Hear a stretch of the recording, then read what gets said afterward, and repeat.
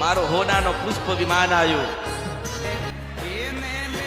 અને ભગવો બેખ હતો થોડો ઊંચો કરી પાછી રથમાં બેઠી હું મેરડી મારો મારો મારો રથ આવ્યો હું મેરડી બેઠી કાળકા બેઠી અને પછી પુષ્પ વિમાનમાં તારા ઘરે ઉતરું છું મેરડી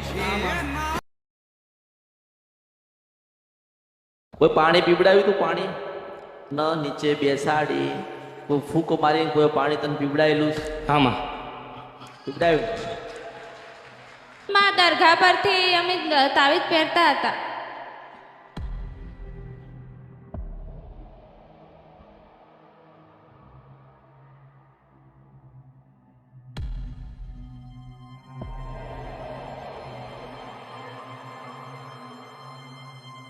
બોલીએ શ્રી અમૃત બાપાના મસાણી મેલડી માતની જય.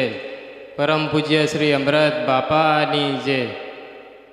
માં અમે તમે જ્યારે પ્રવચનમાં કીધું હતું કે કુળદેવી ના ખબર હોય તો એમ જ દીવો કરજો અને તમને સુખડા મળશે.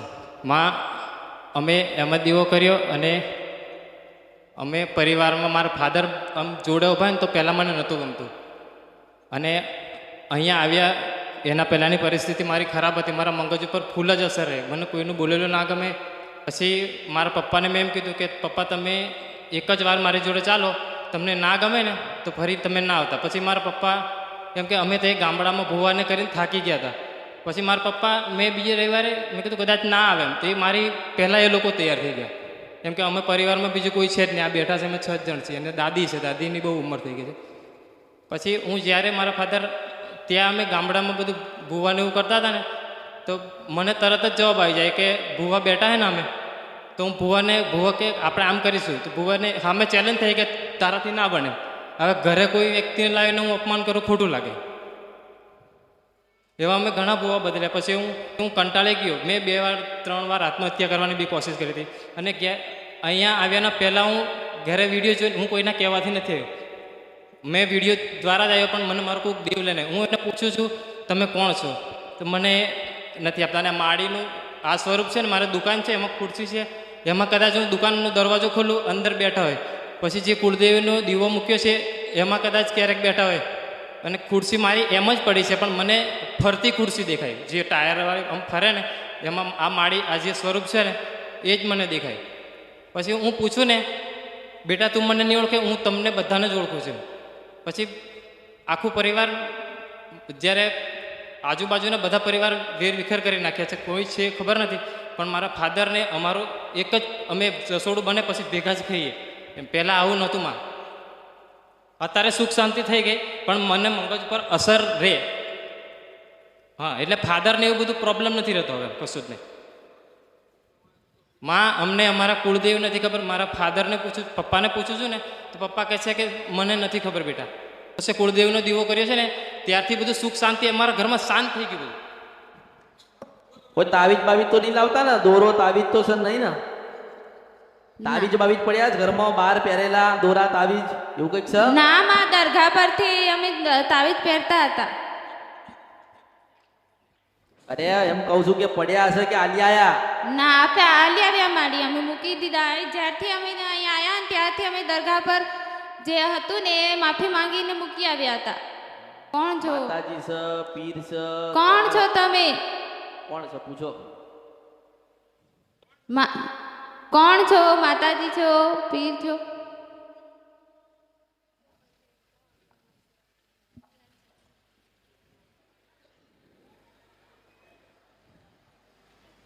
એક કામ કરો બતાવું.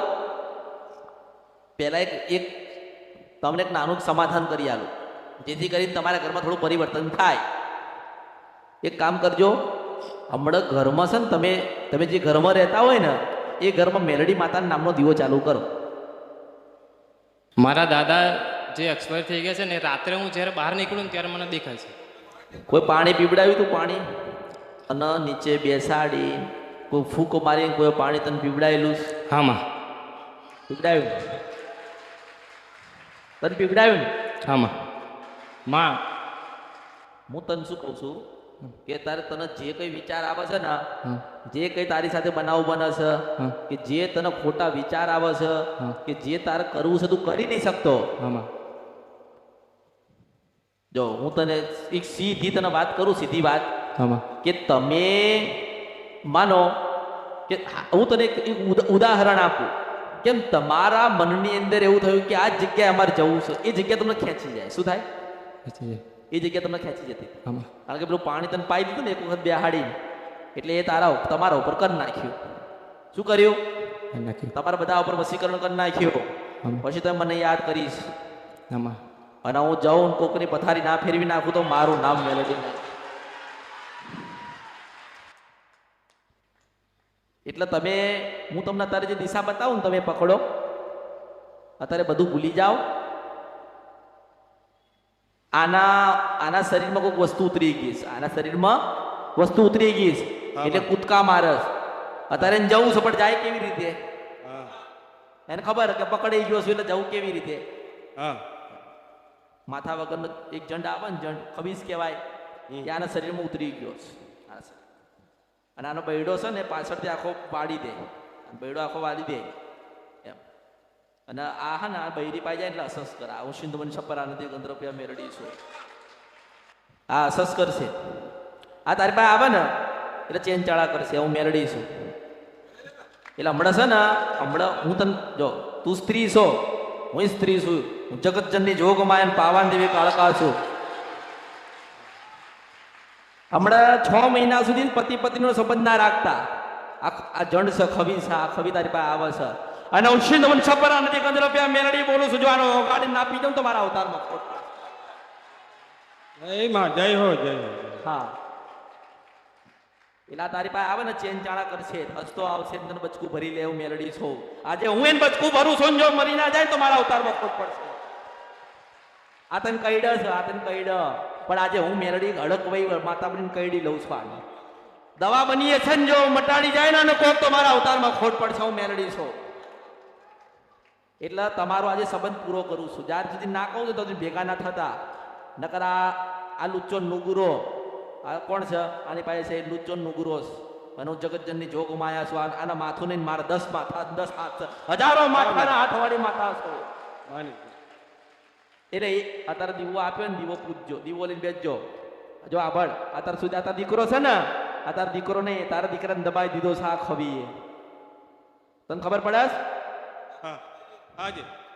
આ તારો દીકરો અત્યારે નથી આ તારા દીકરા જગ્યાએ એક જંડ છે શું છે આ જંડ છે જંડ છે હસઈ છે રોવાઈ છે જલેબી માંગે છે ઘડીક વારમાં અત્તર છાંટી લે છે માં ખરું ખરું ખરું હા માં આની પાછળ હું થાકી ગયો છું હા, મત તો આ નથી. છેલ્લા point ઉપર આવી. આ જંડ છે આ છે ને આ તને એવું કહે છે કે મારે કઈ જતું રહેવું છે.